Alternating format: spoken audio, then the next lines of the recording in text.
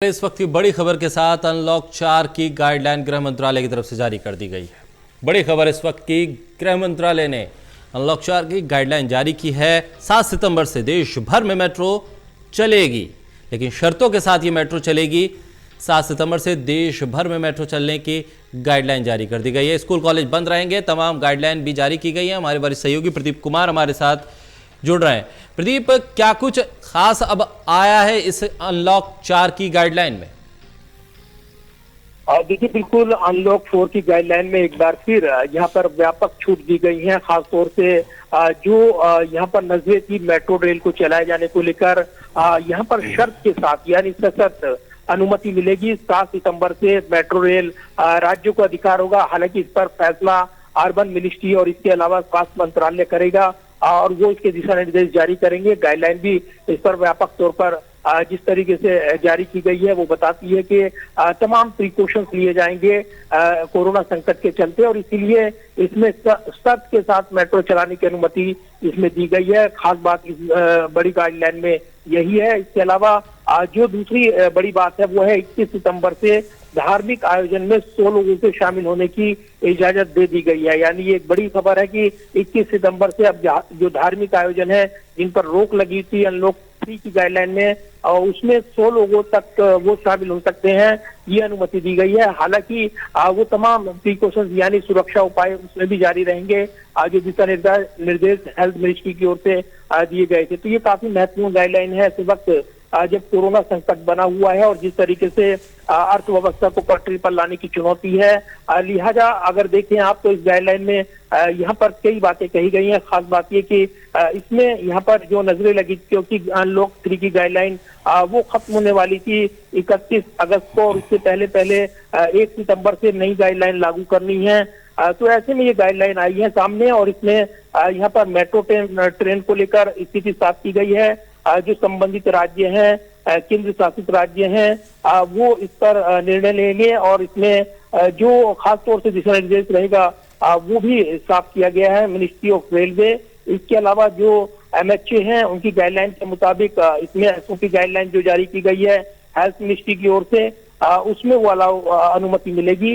Urban ministry की सहमति के बाद 7 सितंबर से शर्त के साथ ये अनुमति मिलेगी। इसके अलावा 21 सितंबर से धार्मिक आयोजनों में शामिल किया जाएगा, ये कहा गया है। 100 लोगों को वो अनुमति दी जाएगी शर्त के साथ। इसके अलावा जो तीसरी बात है, अहम बात है कि जो ओपन थिएटर हैं वो 21 सितंबर से ओपन किए जाएंगे, यानी एयर थिएटर जो है वो खोले जा सकते हैं जिनमें बंद ना हो, यानी वो अगर देखें आप तो खुले में हो, और ओपन थिएटर को चालू किया जा सकता है 21 सितंबर से, ये इसमें बताया गया है। इसके अलावा स्कूल, कॉलेज, एजुकेशनल और जो कोचिंग इंस्टीट्यूट हैं उनके लिए भी इस गाइडलाइन में स्पष्ट किया गया है। स्टूडेंट्स के लिए वो जो रेगुलर जो बंद किए गए थे जो क्लास एक्टिविटी थी, और उसको लेकर भी इसमें कहा गया है कि 30 सितंबर से ये तक ये क्लोज रहेंगी। तो ये कहीं ना कहीं स्थिति साफ की गई है, इसमें भी बताया गया है। और इसमें परमिटेड अनुमति दी गई है शर्त के साथ, यानी 21 सितंबर से SOP गाइडलाइन के साथ इनको भी खोल दिया जाएगा। तो ये एक बड़ी बात है, क्योंकि इस पर भी नजरें लगी थी कि अब आगे इस पर क्या फैसला होगा। इसके अलावा भी इस गाइडलाइन में कई बातें स्पष्ट की गई हैं। अगर हम देख रहे हैं इसमें तो सीधे तौर पर देखें तो जो इसमें कहा गया है कि स्टेट यानी जो राज्य हैं और केंद्र शासित राज्य हैं वो 50% तक टीचिंग यानी जो शिक्षण वर्ग है और नॉन टीचिंग स्टाफ जो है उसमें उसको वो बुला सकते हैं स्कूल में, और वो टाइम एक ऑनलाइन टीचिंग की जो क्लास चल रही है उसको कंडक्ट कर सकते हैं। तो ये इससे संबंधित वर्ग के लिए अनुमति दी गई है। और स्टूडेंट्स ऑफ जो 9वीं क्लास और 12वीं क्लास में है उनको भी विजिट करने की अनुमति स्कूल में दी गई है, यानी बड़ी क्लास होती है, और ऐसे में इनके लिए भी इस गाइडलाइन में स्पष्ट किया गया है। साफ तौर पर देखें तो स्किल और एंटरप्राइज जो है ट्रेनिंग जहां पर मिलती है वो भी परमिट की गई है।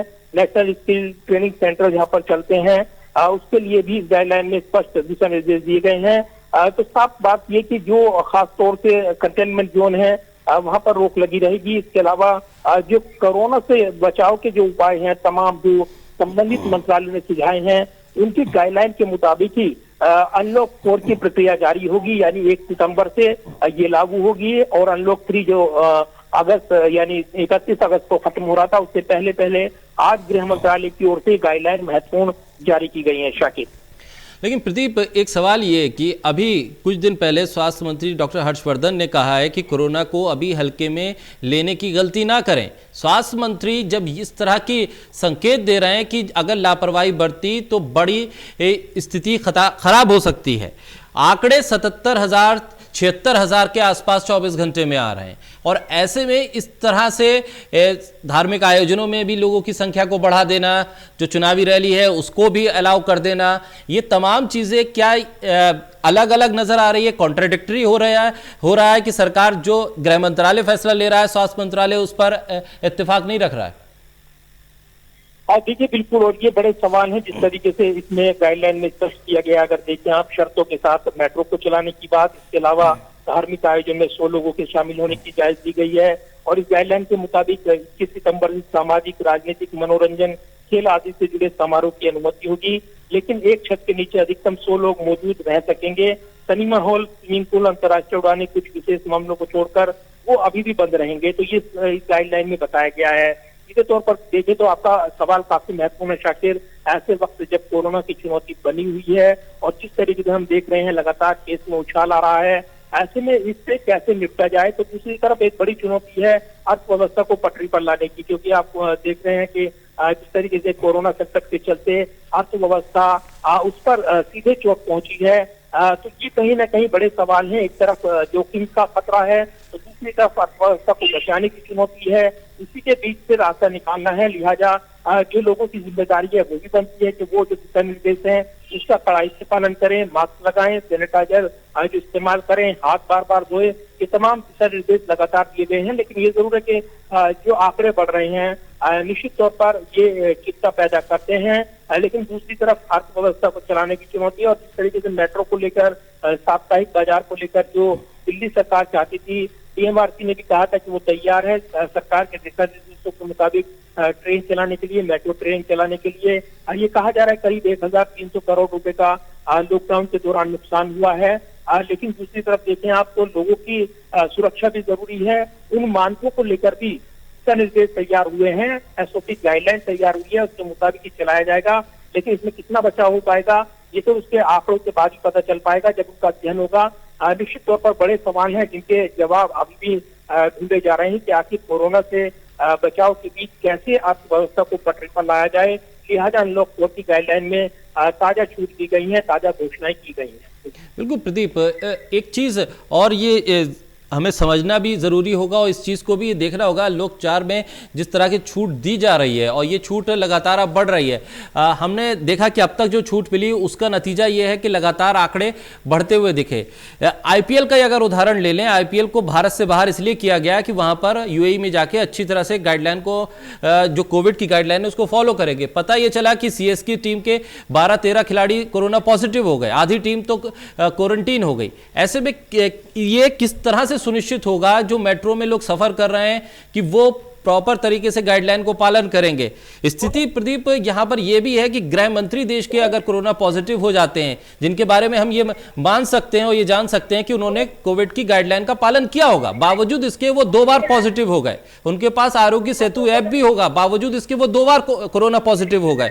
उत्तर प्रदेश कैबिनेट के कितने मंत्री हैं, हरियाणा का जिक्र अगर हम कर लें, तो ऐसे में जिम्मेदारी किसकी तय होगी? इतने स्कूल जो खोले जा रहे हैं, स्कूलों को लेकर जो कहा गया कि माता पिता से परमिशन लेके बच्चे अगर स्कूल आना चाहें आ जाएं, मेट्रो में जो सवारी होंगी उसकी जिम्मेदारी किसकी तय होगी फिर? देखिए, बिल्कुल, और बड़े सवाल हैं जिनके जवाब अभी तक नहीं मिले हैं। जवाब इनकी खोजने की कोशिश हो रही है, लेकिन ये भी ताकि जिस तरीके से लगातार गाइडलाइन आ रही हैं वो भी राज्यों के पाले में ज्ञान डाली जा रही है, क्योंकि राज्य सरकारें भी लगातार केंद्र सरकार पर दबाव बना रही है कि उनको खोलने की अनुमति दी जाए, क्योंकि व्यापारिक प्रतिष्ठान बंद होने के चलते व्यापारिक जिस तरीके से गतिविधियां, आर्थिक गतिविधियां, उन पर नुकसान हुआ है। ऐसे में गाइडलाइन के साथ वो चलाना चाहते थे और इसलिए उन्होंने दिल्ली सरकार ने भी मेट्रो को लेकर अपना सुझाव दिया था। साप्ताहिक बाजार को लेकर निर्णय हुआ जिसकी आलोचना हो रही है, और उसके बाद हम देख रहे हैं दिल्ली में केस में उछाल भी आए हैं। ये कहा जा रहा है, ये भी बड़ी बात है कि जिस तरीके से एक तरफ जो कोरोना से बचाव को लेकर उपाय है, गाइडलाइन है, दूसरी दूसरी तरफ अर्थव्यवस्था को खोलने की चुनौती है। लिहाजा एक गाइडलाइन आई है और अगर देखें आप तो ये निश्चित तौर पर प्रभाव डालेंगी कोरोना के रफ्तार को लेकर, और ऐसे में कोरोना के केस बढ़ेंगे ये कहा जा रहा है। दूसरी तरफ हेल्थ एक्सपर्ट बोलते हैं कि आप लंबे समय तक जिस तरीके से अर्थव्यवस्था को यहाँ पर बंद करते हैं और सेहत को प्राथमिकता देते हैं तो कमोबेश तो प्राथमिकता की बात है। दूसरी तरफ जो अर्थव्यवस्था से जुड़े लोग हैं वो कहते हैं कि अगर आप इस तरीके से लंबे समय तक बंद रखते हैं अर्थव्यवस्था बर्बाद हो जाएगी, लंबे समय तक इससे असर पड़ेगा। और इसीलिए अनलॉक की प्रक्रिया शुरू हुई थी लॉकडाउन के बाद, और उसके बाद एक के बाद एक ये गाइडलाइन पहुंची है अनलॉक 4 तक, और इसके बाद इसमें भी प्रावधान किए गए हैं। तो ये जरूर है कि सुरक्षा को लेकर तमाम एहतियाती उपाय खुद तय करने होंगे, और इसमें इसके साथ ही गाइडलाइन भी आ रही है। तो ये जरूर है कि ये बड़े सवाल हैं, इनके जवाब आसानी से नहीं मिल सकते ऐसे वक्त जब कोरोना संकट बना हुआ एक तरफ, दूसरी तरफ अर्थव्यवस्था को चलाने की चुनौती है। लिहाजा इसी के बीच ये बार बार निकल कर आ रहा है कि कोरोना के साथ ही लड़ाई लड़नी है और इसमें बचाव भी करना है, दूसरी तरफ अर्थव्यवस्था को आगे भी बढ़ाना है, और इसी के बीच ये अनलॉक 4 की गाइडलाइन आई है जो बड़े सवाल खड़े करती है। बहुत शुक्रिया प्रदीप तमाम जानकारी के लिए।